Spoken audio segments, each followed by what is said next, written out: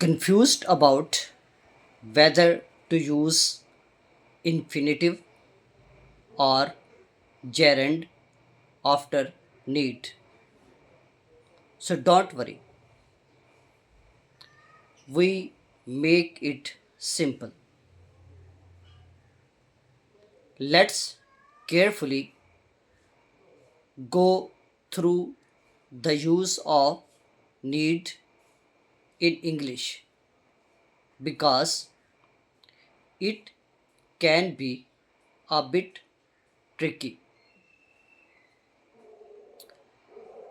Need को जब main verb के तौर पर यूज़ किया जाता है तो इसका मतलब होता है चाहना, ज़रूरत होना,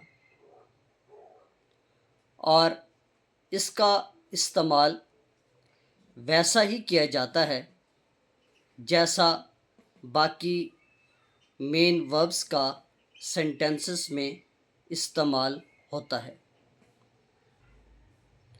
for example, I need your help. She needs a pencil.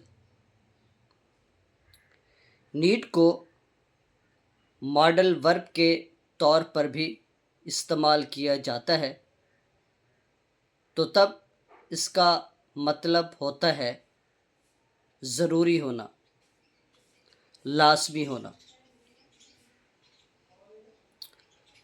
Need जब मॉडल वर्ब के तौर पर इस्तेमाल किया जाता है तो तब सेंटेंसेस नेगेटिव या इंटेरोगेटिव होते हैं. मीन टू से नीड बतौर मॉडल वर्ब नेगेटिव और इंटेरोगेटिव सेंटेंसेस में की जाती है. For example, you need not worry. She need not come tomorrow. Need के बाद इन्फिनेटिव का इस्तेमाल भी हो सकता है और जेरेंड का इस्तेमाल भी किया जा सकता है. अगर किसी शख्स को कोई काम करना ज़रूरी हो तो नीड के बाद इन्फिनेटिव का इस्तेमाल करते हैं. For example, I need to study for exam. लेकिन अगर किसी चीज़ को काम की ज़रूरत हो तो नीड के बाद जेरेंड का इस्तेमाल किया जाता है.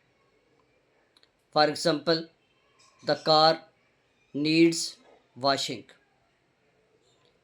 इन शॉर्ट वी कैन से अगर सब्जेक्ट कोई पर्सन या शख्स हो तो नीड के बाद इन्फिनेटिव का इस्तेमाल करेंगे और अगर सब्जेक्ट कोई थिंग या चीज़ हो तो नीड के बाद जेरेंड का इस्तेमाल किया जाएगा.